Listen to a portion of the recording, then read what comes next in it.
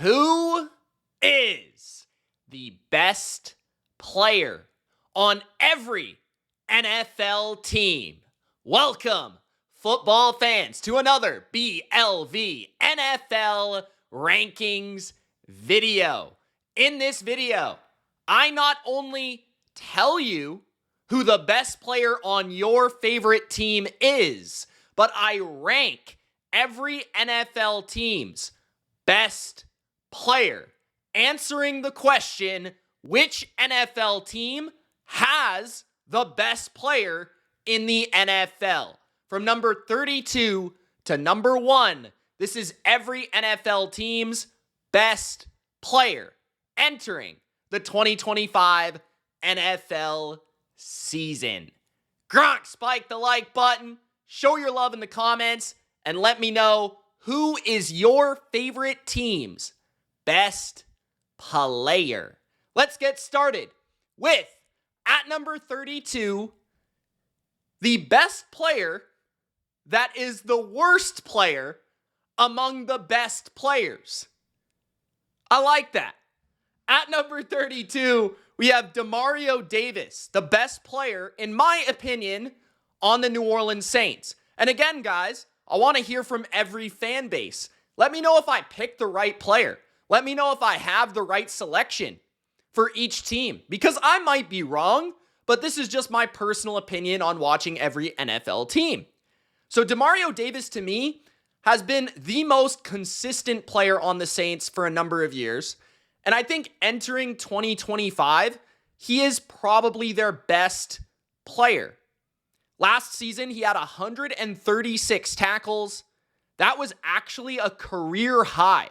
So despite his age, he's still an absolute monster in the middle of the Saints defense. He's still playing with a high work rate in terms of making plays, making stops, and making tackles. On top of that, he had 7 passes defensed, 2 sacks, and an interception.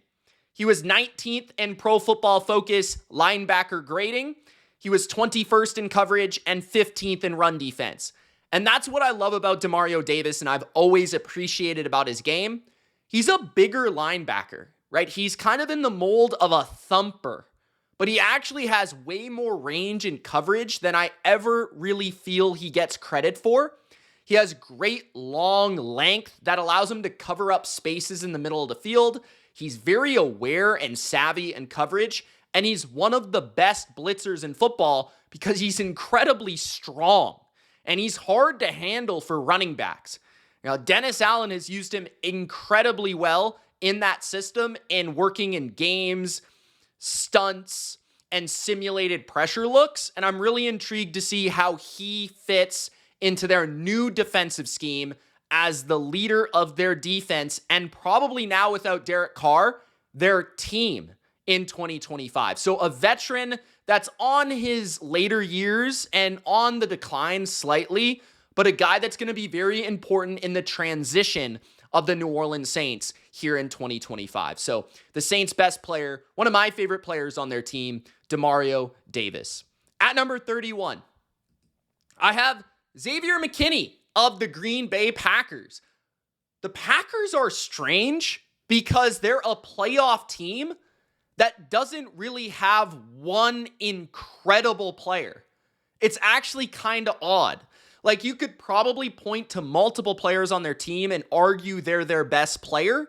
Like, you could argue Josh Jacobs, you could argue Elgton Jenkins, you could argue maybe Zach Tom, you could argue Rashawn Gary, at times Kenny Clark, at times Alexander. But overall, last season, I felt like their addition at safety, McKinney, was their best playmaker, and I felt like their best overall player. If you're talking about the best safeties in football, I think McKinney pops into that top 5 entering 2025. Last year, he had 8 interceptions. 8. And immediately, week 1, he made his impact known for the Green Bay Packers against the Philadelphia Eagles. He had 11 passes defensed as well, 6th in PFF grade, 3rd in coverage grade, and he only allowed a 57 passer rating, which is incredibly good, in 2025. 4. McKinney is just very, very reliable in all situations, whether it's in the box as a tackler, whether it's deep at free safety as a coverage man with range. And I don't think he's like the most incredible athlete. He's not the fastest or the quickest, but his sense and his understanding of offense and then the ability to break on the football and see things before it happens, that's what makes a great safety, and he's just always in the right position. I feel like he's incredibly versatile as well. He can be a blitzer, he can play in the box, and he can play deep down the field. So Xavier McKinney, not a guy that I thought would have been on this list before last season, but after an 8-interception campaign in 2024, he definitely deserves it. At number 30, Josh Hines-Allen of the Jacksonville Jags. Now, last year, this would have been a much easier case, and he probably would have ranked a lot higher on this list, because last year, he had an unbelievable campaign of 17.5 sacks. This year, he had just 8, which is more kind of in line with his sack totals overall, but sack totals don't make an edge rusher alone. It definitely helps your case, but it's not the only thing that is indicative of a great player. His consistency has been the best for Jacksonville over the last few seasons. And ever since being drafted in the first round, he has been a versatile edge rusher, and I really like his game in terms of his ability to play the pass, the run, and even drop back into coverage. He's a very fluid athlete and moves very well. He's very agile for a defensive end, and he just plays hard, play in and play out. Last year, 14th graded edge in 2024, and he has consistently remained in that top 12, top 15 range among edge rushers, and I would argue that last year, his peak season of 17.5 sacks, he was a top 5, top 7 edge rusher in the NFL. He was 11th in pass rush grade last year. He is a little bit quicker than big, I would say overall. 27th in run defense is still pretty solid for a man of his size.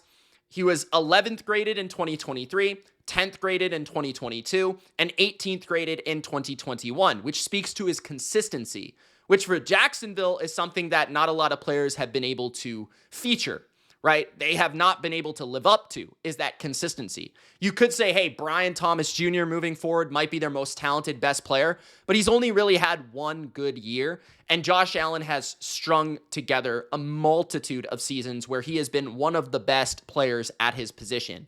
Otherwise, I mean, Travis Hunter could be on the rise on this team. Trevor Lawrence has had moments, but no consistency. And really, I mean, who else? Trayvon Walker? Like, who is really in this discussion? Maybe a Luakon to a certain degree, but I feel like Josh Hines-Allen has been overall their most talented, consistent, reliable football player that makes plays year in and year out, and he's one of the best pass rushers in football. Last year, he was 10th in pressures with 63. So he ranks at number 30 on this list. At number 29, Derrick Brown of the Carolina Panthers. Derrick Brown was difficult to rank because he didn't really play last year. He barely played at all. So you really have to look back to 2023, which also kind of hurts his ranking on this list because there's not a lot of recent production here. But I still thought he was their best player pretty definitively. I mean, J.C. Horn has had his moments, but otherwise you might be pointing to one of their offensive linemen. Like, I'm not really quite sure who Panthers fans would think would be their best player outside of Derrick Brown. 103 tackles in 2023 is absolutely insane for a man of his size, stature, and position. I mean, this guy is basically like a nose tackle, and he had 103 tackles, which is like insane stuff, okay? He's also a very powerful pass rusher, although he does not put up a lot of sack or pass rush production. He is very disruptive in that manner. 4th at defensive tackle in terms of his grade in 2023, and he was a top 2 run defender in terms of his grade in 2023. So he's seen as one of the most disruptive, impactful run defenders in football, which is exactly why the Panthers, when they lost him in 2024, they were not very good against the run, and that completely evaporated their defense, okay? So that's why he also belongs on this list, because value is seen when a player is not playing as well. So he is at number 29.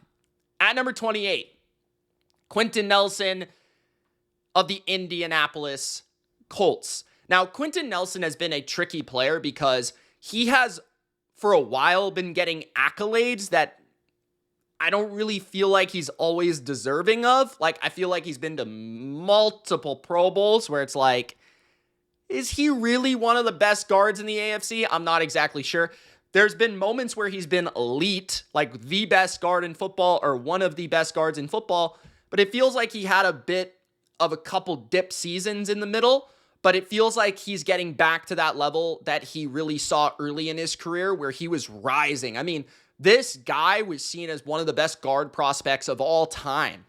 And he has lived up to that from an accolade perspective. But I feel like he hasn't been quite as dominant consistently as like Zach Martin or some of these great guards of this era. That being said, I think entering 2025, it was him or DeForest Buckner as their best player, and I gave it to the younger player, which I felt it was very even between the two. But Nelson played spectacular last year. He was 4th in PFF grade last season. He was 5th in run block last season. He was a second-team All-Pro, and he did have the best season since 2020 of his career. So Nelson is an absolute mauler, monster among men that sets the tone and the toughness for the Indianapolis Colts. So he is at number 28.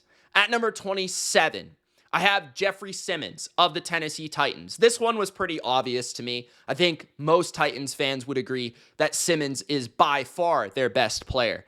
8th in PFF grade last season, remaining as a top 10 defensive tackle. Now, he has dealt a little bit with some injuries at times throughout his career, but has remained an equally disruptive run defender using his power, and also his unique power, quickness, and length allow him to be one of the best pass rushers in the sport. 6th in pass rush grade in 2024, 12th in run defense grade in 2024, 18th in pressures, despite, I believe, some time missed in there. And then Pro Bowl season as well for Jeffery Simmons. Not quite the All-Pro. He's kind of one of those guys that is right underneath, like, the truly elite, epic, difference-making defensive tackles.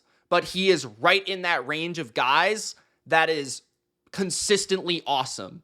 Like, he is in that next tier of guys. So, yeah, Simmons is, to me, by far the best, most terrific Tennessee Titan at number 27. At number 26, Tyreek Hill of the Miami Dolphins. Now, last year, he would have been in my top 3. But Tyreek Hill had a down season for the Miami Dolphins, which makes it really hard to evaluate and really hard to rank him. Because in 2023, he was the best receiver in the NFL. He was actually voted the best player in the NFL among his peers.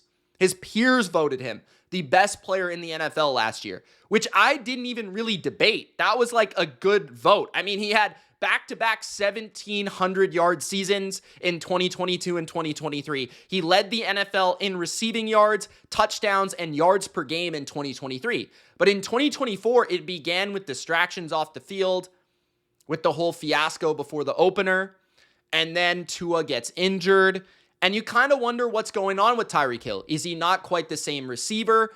Did he lose a little bit of speed and quickness, which made him so unique and so special and one of the greatest receivers and difference-making playmakers we've ever seen in the history of football? Probably the best deep threat of all time, even better than Randy Moss. I mean, this guy is one of the greatest to ever lace him up to me.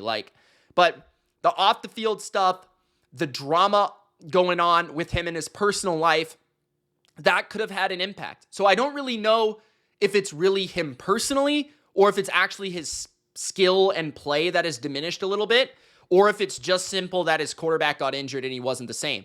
But clearly, like, PFF graded him as the 44th best receiver, which is very rare and very odd.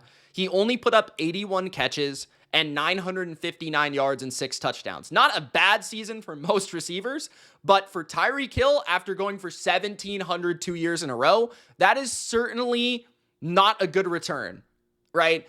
That being said, when he's at his best, he is still one of the most dynamic, difference-making, field-shifting, and altering players in the entire sport. So despite being only 41st in yards per route run, This is a player I just couldn't look at and say he is not their best player if we're talking about Tyreek Hill that we know and love. If he just gets back mentally sharp on the field, this guy will be, once again, a top 5, top 10 wide receiver in the NFL. And really, Miami does not have a lot of great players. I mean, Jalen Waddle, another receiver, is one of those players. I think you could argue that one of their edge rushers at times, like Jalen Phillips or potentially maybe even Chop Robinson moving forward, or Bradley Chubb. But honestly, if they lose Jalen Ramsey, I'm not exactly sure who their best player is if it's not Tyreek Hill. So that's why I have him at number 26. Really tough evaluation there. At number 25, Trey McBride of the Arizona Cardinals. One of the best tight ends in the NFL. This one was tough between him and Budda Baker, but I felt like Trey McBride's season last year was special. He caught 111 balls last season, which is pretty epic for a tight end. That's one of the best seasons of all time among tight ends in terms of reception totals. And then you have 1,146 yards and only 3 touchdowns. But Trey McBride, I love his energy. I love his passion. I love his toughness. I love his down in, down out consistency. 3rd in missed tackles forced, 2nd in PFF grade, only below George Kittle. 3rd in yards per route run, and 3rd in contested catches. That just speaks to his overall game. He can make you miss and break tackles. He's tough. He's quick.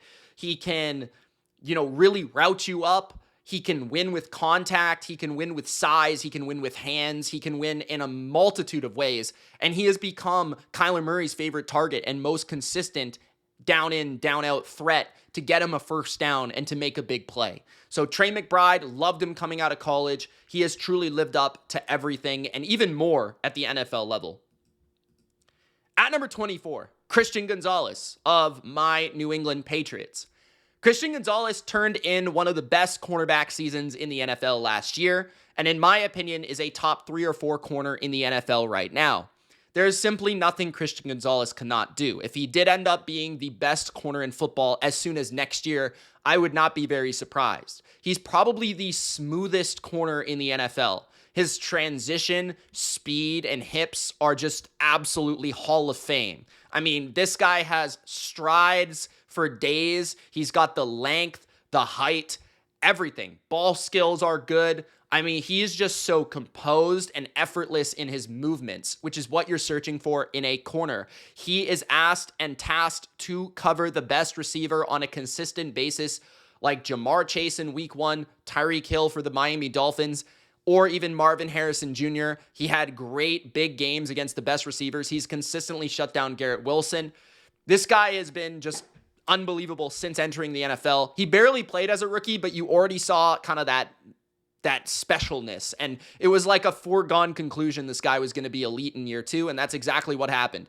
He was 6th in passer rating allowed among corners, 17th in reception percentage allowed, 11th in coverage grade, and 14th in PFF grade. Christian Gonzalez can play man, zone. He's just so good. I think he's going to be the best corner in the league within the next 2 years. So he is at number 24. At number 23, another corner here, Sauce Gardner of the New York Jets. Now, I almost went with Quinnen Williams for the Jets here, but you know what's funny about Sauce? I don't know if it's because he's kind of unlikable off the field, or if it's his antics, or I don't know what it is. He's a little clutchy and grabby, and at times I feel like he can be put in a bad reel, or a low lights for whatever, on the highlights for people. But I mean, last year, just because he wasn't the absolute best corner in football doesn't mean he's still really, really, really, really good. I mean, you just look at his statistics and it's like, okay, how did Sauce Gardner play last year? People act like he was bad. Sauce Gardner had the highest forced incompletion rate in the NFL. So that means anytime a ball came in his direction among all the corners in the NFL, he forced an incompletion more than any other cornerback. Do we understand? He's still really good. Okay, he's probably the 2nd or 3rd best corner in the NFL right now. 79.3 passer rating for a bad season is pretty incredible. He only allowed 1 touchdown the entire season. And this is probably the biggest statistic for Sauce Gardner. He saw the lowest snap to reception in the NFL. So quarterbacks didn't even really throw at him. But when they did, he wasn't allowing catches. So he allowed the lowest snap to reception conversion in the NFL. So yeah, he's maybe not the best corner entering 2025, but if you think he's not good, you're off your rocker. So Sauce Gardner is at number 23. At number 22, I have Joe Thuney of the Chicago Bears. Now, this one kind of sucks to rank because he wasn't on the Bears last year, and I kind of hate doing this. I considered Jalen Johnson, another corner here. Maybe DJ Moore. Like, I'm not exactly sure. Montez Sweat came to mind, but like, there's really not like an absolute top-notch player at their position on Chicago yet. Joe Thuney is that player. I mean, let's face it, like Joe Thuney is arguably the best guard in the NFL, probably among most people, the second best guard in the NFL. So I had to put him on this list, right? He's also been one of the most consistent players in the league. And if you were to say like 10 players that you are almost certain will make the Hall of Fame, Joe Thuney's probably on that list in the current NFL, right? He's won how many Super Bowls at this point? He's been a part of 2 different dynasties. He's been a multi-time Pro Bowler, multi-time All-Pro. He's played tackle for the AFC champ last year, even being a career guard. That's how talented and gifted of a technician he is. 17 games last year, once again, just doesn't miss games. First team All-Pro. 3rd straight Pro Bowl season, 7th in PFF grade, 3rd in pass blocking. And he has been one of the best pass blockers at his position in the NFL. Just a player that until now, until he was traded, I feel like he never got enough love, whether it be in New England or Kansas City. So at number 22, I have Joe Thuney. At number 21, Leonard Williams of the Seattle Seahawks. Leonard Williams has been one of my favorite players on defense in the NFL for a number of years, seeing him up close and personal multi times a year against my favorite team with the Jets, seeing him really truly break out with the Giants. And then with Seattle, people were wondering if he was worth that trade and that contract. Well, this year he lived up to it and even more. He was one of the best defensive players in the entire NFL last year. He is getting a little bit older, so you wonder if he can replicate that, but he has become really a fundamental piece to this Mike Macdonald defense in this new regime here in Seattle. 11 sacks in 16 games last year for a defensive tackle, forcing a career-high 3 forced fumbles and an interception. He was just making all the plays imaginable. I want to say he even had a blocked field goal, but I could be wrong about that. 64 tackles last year, 28 hits on the quarterback, which was a career high. And he was 14th in Defensive Player of the Year voting. He actually got votes. So yeah, Leonard Williams was an absolute monster last year and a fundamental piece to this team in 2025. He's aging a little bit, but they're counting on him to be their best defensive player once again in 2025. At number 20, now entering the top 20, we have Jayden Daniels of the Washington Commanders. Jayden Daniels, despite being a rookie and entering year 2 of his NFL career, his sophomore season is already the best player on the Washington Commanders. I mean, how could you argue against that? I guess Terry McLaurin has been pretty damn good as well, but if not for Jayden Daniels, this team does not really go very far, right? If they just had an average quarterback. So yeah, Jayden Daniels is probably, for me, not a top 5 quarterback in the NFL. He may be just outside of that discussion, like 6, 7, 8. But so that's why he's only about 20 on this list, because I have to balance the position with the actual talent quality, so it's really hard to rank quarterbacks, but he is the best player on their team. He is. Like, they don't have a marquee defensive player, in my opinion. Frankie Louvu might be the best one. Daron Payne, maybe. Offensively, Terry McLaurin, Laramie Tunzel, new additions like Debo. I don't really know, right? It's Jayden. Okay? Offensive rookie of the year last year. 12-5 record as a rookie quarterback where he was carrying the offense and the team. Like, great scheme by Cliff. You got to give that credit. But at the same time, without that guy running the ball for them for 891 yards and 6 touchdowns. Without him continuously converting third downs, red zone trips, fourth downs, big plays, late quarter action, halftime, 2-minute drill, like outdueling some of the best quarterbacks in football at times. Like without the miracle of Jayden Daniels, the Commanders are not a relevant football team last season. So 5th in PFF grade last year, a 100 passer rating, a 25-9 touchdown to interception ratio with a 69% completion percentage. Jayden Daniels was one of the best rookie quarterbacks, if not the best that we've ever seen. So he definitely deserves to already be on this list. At number 19, Puka Nacua of the Los Angeles Rams. Now, some might argue Matthew Stafford, maybe even Jared Verse, but I don't think people really realize, unless you dive into the numbers, how ridiculous Puka Nacua was last year. Just take this stat. He was first in yards per route run with a 3.23 yards per route run. If you looked at that, I want to say he was the only receiver above 3 yards per route run in 2024.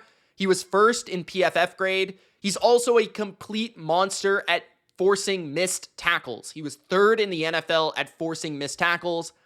79 catches for 990 yards and 3 touchdowns in only 11 games. He might have had 2,000 yards last year if he played the entire slate of games. He would have been up there with Ja'Marr Chase, maybe even surpassing Ja'Marr Chase's campaign last year if he would have played every game. So the only thing holding back Puka Nacua is himself, is his injuries, which might ultimately hold back his career. But this guy is tough as nails. You have to appreciate his hands and his ability to just completely take over a game in between the numbers. He is just a special player to watch. I love watching him play because he is so tough and he is just a guy that you want on your team. At number 18, Derwin James of the Los Angeles Chargers. Derwin James had a big bounce back season in 2024, and I don't think people really realize it, but I thought he might have been the best safety in the NFL last year and a defensive player of the year candidate. I don't think he really got that love or appreciation, but there's simply nothing Derwin James can't do on a football field as a defender. He's one of those guys that if he were on your team, that you would just marvel at, like at practice. Like, how's this guy doing this stuff? You need Derwin to do something. You need anyone on your team to do something. You just make Derwin do it. Or like outside corner, slot corner, linebacker, edge rusher, like safety, receiver. He probably should have played that for Justin Herbert last year. Like, this guy could probably do everything. 9th in PFF grade, 5th in run defense grade at the position as well. A 75 plus coverage grade, pass rush grade, and run defense grade, speaking to his versatility and well-rounded game as a safety. There's only 1 or 2 other safeties in the NFL that were able to accomplish that. He played equal amount of snaps on the defensive line, in the box, in the slot, and at free safety. So he has moved around as a chess piece defender, which is speaking to his value. And he was by far the best player on a good defense that doesn't have a lot of good players, to be honest. Like, their talent is kind of underwhelming compared to their result, which also speaks to his value. So 3rd in stops in the NFL at safety as well. Derwin James can man up on tight ends, tackle, hit, be an enforcer. He's just a complete baller of a football player. At number 17, Derek Stingley of the Houston Texans. I considered Nico Collins, and I even considered Will Anderson and Danielle Hunter. But ultimately, I think last year, their best player was Derek Stingley. And the reason I say that is, he was probably the best man-to-man corner in the NFL. Even better than the defensive player of the year. Last year, he had the lowest passer rating allowed in the NFL. He allowed the 3rd lowest reception percentage, and he was 5th in PFF grade, 2nd in coverage grade. Derek Stingley really has shocked me in terms of his transformation. Because early in his career, he was taking some time to get back from injury and be refined as an NFL pro. But he's found that competitiveness, and I love how he's utilized. He's aggressive at the line of scrimmage. He's very smooth. Almost no receiver can outrun him. He's just very crafty. He really lives up to the number 24 at the cornerback position. You're talking about guys like Darrelle Revis and Stephon Gilmore, and he's in a similar mold in my opinion, of those players. Like, he can go on an island and win. He can make plays while the ball is in the air. Like, just a really, really good player that I feel like could play in any system, in any scheme. If you would take him over Pat Surtain, I would not argue. So that's where I'm like, Nico is probably a top 5 receiver in football. Derek Stingley is like the second or first best corner, and that's where I had to give him the edge. So at number 17, Derek Stingley. Look forward to his season next year. At number 16, Chris Lindstrom of the Atlanta Falcons. In my opinion, the best guard in the NFL. I think for a majority of people, the best guard. He could be, for some, in the top 3. Maybe you put a Joe Thuney or a Quenton Nelson or a player like that above him. But I think he's in this discussion. And at least according to grading, he was by far the best guard in the NFL. Okay, first in PFF grade, 93.5, which was 6 points higher than any guard in the NFL. Think about that. 6 points higher, which speaks to domination at an underwhelmingly not calculated as valuable position, which may be why he doesn't rank super high on this list.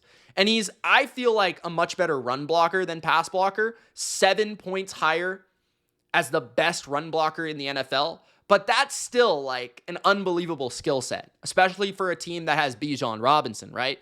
And he was a second team All-Pro. It's kind of crazy how he wasn't a first team, but Chris Lindstrom, awesome player, best guard in football, had to put him in the top half of this list, but there are a lot of good players, so that's the problem. At number 15, Maxx, the madman, Crosby of the Las Vegas Raiders. Not his best season last year, so that's why I put him at 15, but still an unbelievable player with an unbelievable work ethic and engine. I mean, he sets the tone for the current modern day Raiders, and he will do that for Pete Carroll in 2025 and beyond. 7.5 sacks in 12 games last year. Did miss some action last year, which probably led to the underwhelming thought and notion of Maxx Crosby last year, because we didn't see him week in, week out, rep after rep, down after down like we typically do. And this is a guy that plays like every snap. Like, this is a guy that plays like more snaps than any player on defense in the entire NFL every year. So to see him miss games is a little odd, but 17 tackles for loss, 25th in PFF grade, which is also, a dip in his production, and 26th in pressures given the amount of games he played. But I mean, Maxx Crosby has led the NFL in pressures, has been among the best sackers in football, has been among the best run defenders at his position as well. When he is on, he is a game wrecker that really needs no other player on his defensive line to succeed. That's the type of player that he is. And he's oftentimes carried defenses. And he carries the energy and the passion, and he's a leader on and off the field. So Maxx Crosby, one of my favorite defenders in the NFL, at number 15. At number 14, I went with Christian McCaffrey for the San Francisco 49ers. I could have went with George Kittle. I could have went with Fred Warner. Arguably all their best players at their position. I mean, honestly. But I feel like without Christian McCaffrey, the 49ers fundamentally were a different team. And I feel like with Christian McCaffrey, the 49ers are fundamentally a different team. And I feel like Christian McCaffrey at his best is one of the best running backs of all time. And I thought in 2023, he was arguably the best football player in the NFL. So that's why I have him on this list. But Niners fans could argue different players, and I wouldn't necessarily be mad at them. Even Nick Bosa, to be honest. But McCaffrey did lead the NFL in rushing and total yards in 2023. When he played in 2024, he had 350 total yards in 4 games, and he had 15 receptions in 4 games. He's an incredible pass catcher, route runner, great hands, very smooth as a receiver, good pass blocker, very good vision. Probably the best vision in football. Great quickness, incredible balance, good speed, not home run incredible, but that's like the only real missing element. But to me, 2023 Offensive Player of the Year, almost MVP. Like, he just changes what you can do math-wise. He changes the way a defense has to play you because he's such a good receiver. He's so good in all elements. He makes 2-yard runs, 6-yard runs, 6-yard runs, 20-yard runs, right? That is what Christian McCaffrey does for you.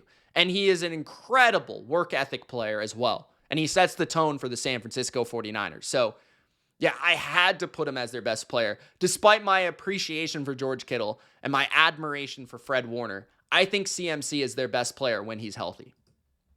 At number 13, CeeDee Lamb of the Dallas Cowboys. Now, this one could have obviously been Micah Parsons. Some of these teams are really difficult to evaluate, but I went with CeeDee Lamb. I feel like over the last 2 years combined, he's been their overall best player. Last year in 2023, he was like arguably the most productive receiver in the entire NFL outside of Tyreek Hill. Last year, despite missing Dak Prescott, he was still really awesome. He had 101 catches for 1,194 yards and 6 touchdowns in 15 games without Dak Prescott for a majority of the season. He was also a second-team All-Pro. What I love about CeeDee Lamb is his down-in, down-out separation skills. He can route people up with consistency, and I don't think there's a receiver in the middle of the field that creates more separation on a down-in, down-out basis. And he's also very quick, savvy, and elusive in the open field. He's not super explosive or fast, but he's very quick and shifty and malleable. His body movements are very special. So at number 13, CeeDee Lamb. He also has incredible aura. At number 12, Penei Sewell of the Detroit Lions. In my opinion, their best player. You can make an argument that Aiden Hutchinson was that for them last year, but he got injured, so I went with the player that played more. And I would make an argument that Penei Sewell's the best right tackle in the NFL. So I think Aiden Hutchinson is really awesome, but I wouldn't argue he's the best edge rusher in football. So that's kind of the argument there for Penei Sewell. Third in PFF grade, second best run block grade, and first team All-Pro. So the best player at his position, according to the writers, the voters, and the watchers and viewers of the NFL. He is maybe the best run blocker in the NFL at his position as well. Just the way that he overpowers people. His combination of toughness, physicality, and just like utter, I want to put your face into the dirt. Like, that is just the way he plays. And he's just got this great movement and power combination that's just very hard to deal with. And you almost rarely ever see him get beat as a pass blocker ever. So, yeah, Sewell is just that player that kind of like, he was the guy that shifted Detroit's entire philosophy and entire culture. Like, he is the player that made them known for their offensive line. So that's why, to me, that's their best player, because he has set up what they have become. So at number 12, Penei Sewell. At number 11, just outside the top 10, Patrick Surtain, the defensive player of the year. And you might be asking, why is it defensive player of the year outside the top 10? Corner is an inconsistent position, 1. 2, I feel like you could argue that there's a couple other corners that are in the same kind of like discussion as him.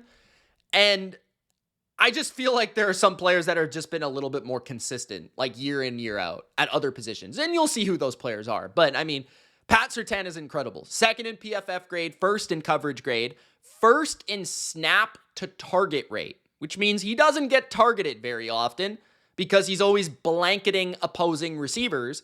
And on the tape, quarterbacks are studying and saying, this guy never allows people to get open. So why even throw in that area or vicinity, right? He's got that Darrelle Revis, Richard Sherman type of pull to him as well. 12th in passer rating allowed. And of course, the defensive player of the year, which was a slightly shocking, but also like kind of a weak year for defensive player of the year. But in my opinion, nobody thought the Broncos defense would be that good last year. And really everything they do is formulated around Pat Surtain covering half the field. So that's why he is the defensive player of the year and number 11 on this list. At number 10, entering the top 10 players, I would say in the NFL, but not quite. It's the best players for every team.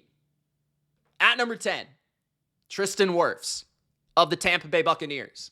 And I had a hard time not ranking him higher because you guys know I love Tristan Wirfs, but I think he's the best Buccaneer, surpassing Mike Evans. He is the best left tackle, in my opinion, in the NFL. His pass blocking is just absolutely incredible. And you kind of show that he can play right tackle, he can play left tackle, and be an all-pro at both positions. That also kind of gives him the nod over some of the other left tackles, like, let's say, Mailata of the Philadelphia Eagles. But first in sacks allowed, 0. Okay? First team all-pro, 9th in PFF grade, and first in pass block grade by 4 points last season. He's just got an incredible athleticism, agility, and anchor and power. So he can win because he's got the arm length, the quickness, or the power. Like, so he's not overwhelmed by any element of any edge rusher. He can take on quick guys. He can take on powerful guys. He can take on quick and powerful, long and fast. Like, it doesn't really matter who he's facing. He's going to have an answer because he has all the tools in the box. So, yeah, Tristan Wirfs is an incredible player. And in my opinion, the 10th best player among all the teams in the NFL. At number 9, Dexter Lawrence of the New York Giants, the best nose tackle in the NFL. And he only played 12 games last year. But for a nose tackle to have 9 sacks in 12 games is outrageous stuff. Like, that is Hall of Fame quality production. 26th in pressures, but he missed a bunch of games. 10th in pass rushing productivity last year, and a Pro Bowler. I'm kind of saying he was probably an all-pro, but of course he missed some games. So I'd like to see him get into that, maybe this year, Defensive Player of the Year candidacy, because now he's going to have a lot more help. Like, he's going to have Paulson Adebo at corner, Javon Holland at safety, and obviously Abdul Carter. So that's going to help him, I think, really get on the scene, especially if they thrive as a defense. But this guy might put up 10-plus sacks as a nose tackle last year, and nobody would blink. He's also an absolute monster in the run game that just wrecks plays, and every single team is trying to take account for him. It's just really hard to find a center that rather has the quickness and the size combination to take him on. There's just not a lot of centers like Dexter Lawrence that can block Dexter Lawrence because he's often quicker than the big guys or he is more powerful than the small guys, which makes him pretty much impossible to block. You always have to get 4 hands on him. So Dexter Lawrence is an absolute behemoth and an absolute baller. At number 8, Chris Jones of the Kansas City Chiefs, the best defensive tackle in the NFL for quite some time now, since Aaron Donald retired and even previous to that. 5 sacks last year does not speak to his production. 3 straight, first team All-Pro. Why does 5 sacks not matter? Well, he was first in hurries, second in hits, and second in pressures among interior defensive linemen. He is a game changer. He is a big game player. And I think among all the NFL defensive players of the last 10 years, he has made the most impact on wins and losses in the playoffs. That speaks to his legacy. He's also very smart and very, very savvy. Like, he just knows plays, what's going to happen, where it's going to go. That's why he bats so many passes. Like, he's just very smart and calculated. And you can line him up on the edge. You can line him up inside. He's a good run defender when he wants to be. Sometimes he chooses not to be. But he's an absolutely dominant pass rusher. And I think one of the best defensive tackles in NFL history. At number 7, TJ Watt of the Pittsburgh Steelers.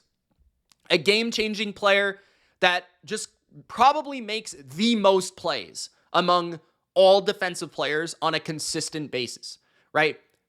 He had the second most hits in the NFL, 5th in stops, 1st in forced fumbles, okay? Only 11.5 sacks last year, which is, he's usually around 20.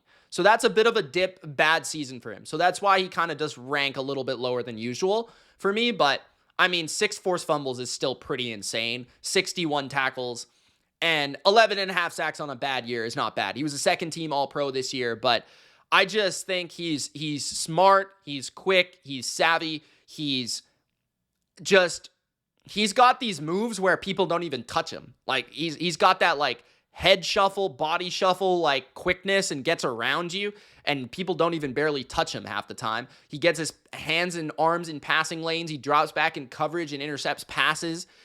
He wrecks plays in the running game. He sets the edge. Like, he's a hybrid player where you can move him around and do different funky things with him, even though Pittsburgh kind of just lines him up on the edge and lets him go. And his engine is just, his motor is incredible. So, yeah, TJ Watt is like Captain America on a football field. So he's at number 7. At number 6, Myles Garrett of the Cleveland Browns. In my opinion, probably the overall best defensive player in the NFL entering 2025. He's been in that discussion for quite a few years now, but 14 sacks last season is the second season in a row with 14 sacks, despite being the most frequently double-teamed and attention-paid player on defense in the NFL. There's no player that gets more respect from offenses than Myles Garrett because he's got the bend, the speed, the power, and just an absolutely outrageous combination of explosiveness. Like, it's just rare. It's all-time stuff. 22 tackles for loss was a career high last year. He was a first-team All-Pro, second in PFF grade among the position, first in total pressures. Okay, so Myles Garrett, just like, there's nothing this guy can't do. No defense he can't play in. No alignment he can't be in. He's equally strong, fast, powerful, explosive, just an absolute game-wrecking player that you have to respect on every single play. And they even move him around and line him up standing up over the center and stuff. So, yeah, he's freak. At number 5, entering the top 5, Justin Jefferson, Jettas of the Minnesota Vikings. Arguably the best receiver in the NFL over the past few seasons. And that's the best thing I can say about Jefferson is there have been guys like Cooper Kupp, Tyreek Hill, Jamar Chase. But over the last 4 years or so, there's been one name that has been in that discussion every single year, Justin Jefferson. Okay? Despite now playing with a new quarterback for 2 consecutive seasons going forward. Right? Like Kirk Cousins, he was productive. Then he had Sam Darnold was productive. Like the second most productive receiver in the NFL. And then now he's going to have another quarterback. So we'll see how that goes. But 103 catches last year, 1,533 yards, the quietest 1,500-yard season you've ever seen. 10 touchdowns, first team All-Pro, second in yards receiving, 6th in receptions, 4th in touchdowns at wide receiver. Probably the best, smoothest, savviest route runner in football. Just the stop, start, and technique of that art is what Jefferson does so well. And he's very deceptive in his speed. Like, he's very smooth. You can line him up outside, inside, some of the best hands you've ever seen, make some of the wildest catches you've ever seen. And really the only element I feel like he's just a little bit worse than the best receiver is that vertical dimension. But, I mean, he's good after the catch. He is just incredible separator, incredibly nuanced double move guy, like just incredible player. And he can play in any offense with any quarterback and still put up 1,000 yards. It wouldn't matter. At number 4, Lamar Jackson. The MVP from 2023 just missed out on the award in 2024, but was arguably the most exciting player to watch in the season of 2024 and enters as my second best quarterback in the NFL. Led the NFL in touchdown percentage, yards per attempt, and passer rating and QBR. He had 45 total touchdowns to only 4 interceptions, which is one of the greatest ratios I've ever seen. 915 rushing yards, 4,100 passing yards. Just an all-time season from Lamar Jackson. That is 5,000 total yards and 45 touchdowns. That has not been put up many times. Now, where it's a little underwhelming is that playoffs again. But Lamar can do anything on a football field. He's a much better passer than the casual NFL fan gives him credit for.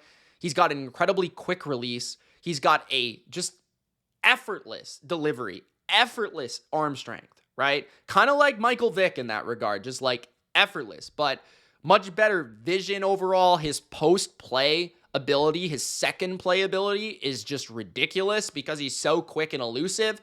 It makes any play turn into a touchdown potentially. And his inside structure has very much improved. His middle of the field throwing has always been an art, but his deep passing has been actually one of the best in football, in my opinion. He had the best passing season of his career last year, and he's still a very good rusher.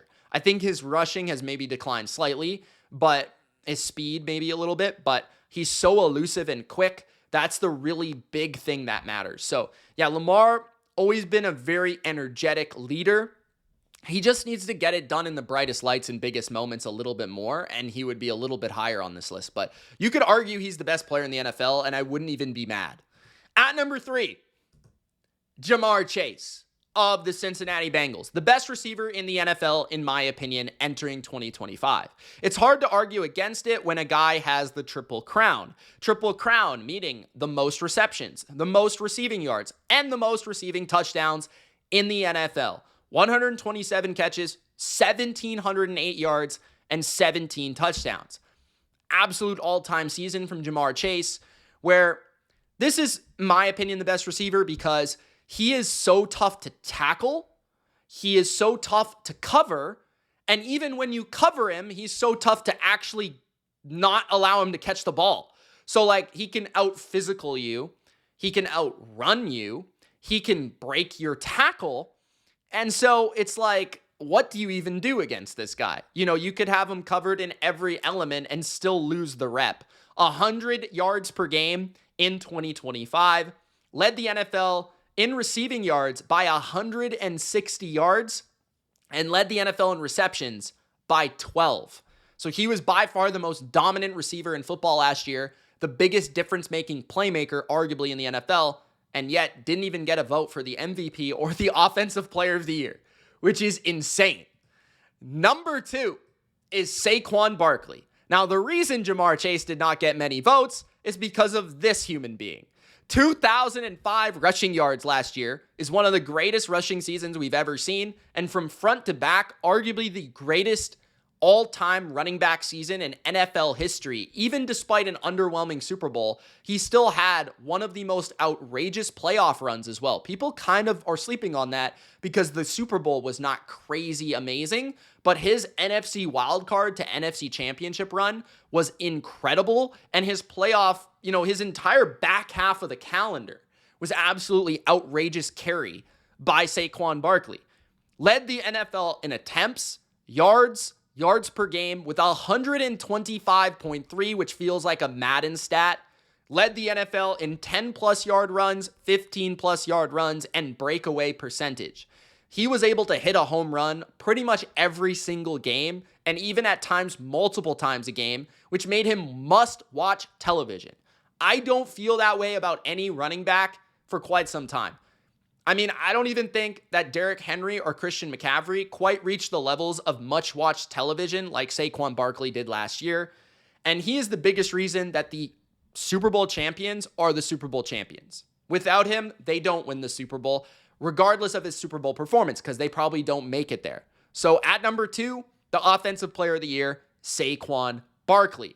And at number 1, the best player, in my opinion, in the NFL, Josh Allen of the Buffalo Bills, the MVP, most valuable player in the NFL.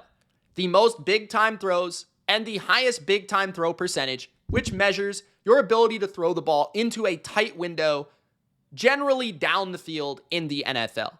And that stat measures Josh Allen's ability to carry his passing offense and his entire offense with his arm and his legs, okay? He had the highest rushing grade among all quarterbacks as well because he is a human semi-truck running down a football field. At the same time, he led the NFL in pressure to sack percentage and put up an all-time season in terms of allowing the fewest negative plays, turnovers, and sacks ever by a quarterback with 450 plus passes.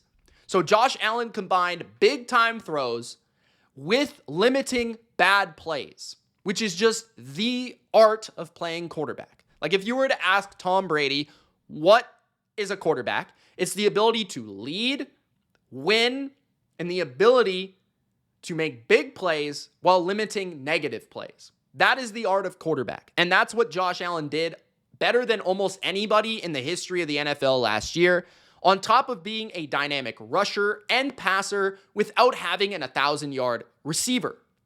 So he didn't even have a special receiver on his entire team, and he still won the MVP and was about an inch away from getting to the Super Bowl, despite having not a very good defense or not a very good receiving core, or just kind of a good but not great team, right? He had no 1,000-yard rusher or receiver. That's like crazy. So, yeah, he's also the first quarterback ever to have 5 straight 40-plus touchdown seasons, combined touchdowns. So, rushing and passing. He's also the second player in NFL history last year to have 28 passing touchdowns and 12 rushing touchdowns in a season. The other was 2015 Cam Newton, who, funny enough, he kind of gets compared to at times. But Josh Allen, to me, is the best quarterback in the league. He's the most valuable player in the league. And to me, the best player right now in the NFL.